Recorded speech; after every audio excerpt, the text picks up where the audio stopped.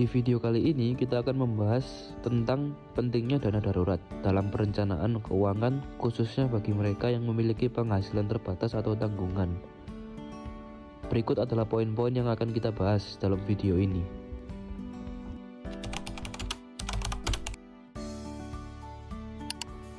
Yang pertama yang akan kita bahas adalah pentingnya dana darurat.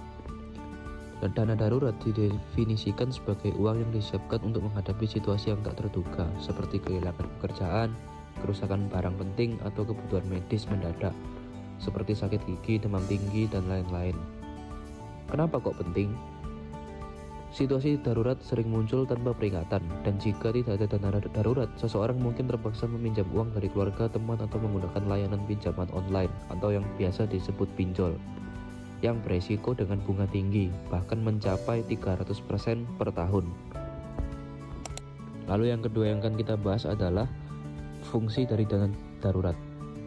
Dana darurat adalah proteksi finansial untuk menutupi pengeluaran dasar saat terjadi keadaan darurat tanpa harus mengorbankan aset atau investasi jangka panjang.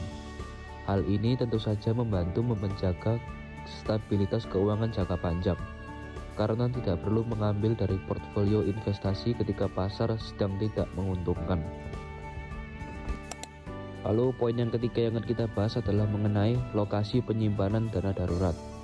Dana darurat sebaiknya disimpan di tempat yang liquid dan mudah diakses kapan saja, seperti 50% di tabungan bank dan 50% di aset yang rendah risiko dan mudah dicairkan, seperti reksadana pasar uang, deposito tanpa penalti, atau obligasi korporasi tertentu.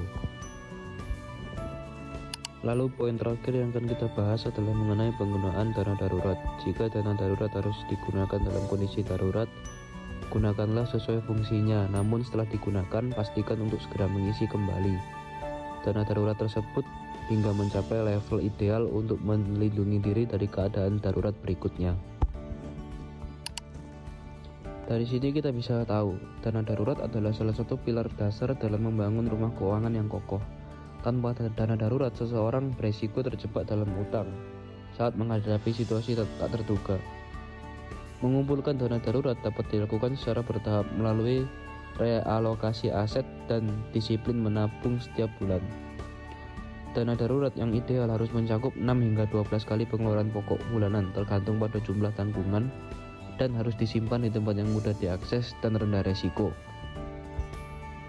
Selain itu, perencanaan keuangan tidak hanya soal investasi dan cuan, tetapi juga tentang mengelola resiko dengan menyiapkan perlindungan seperti dana darurat agar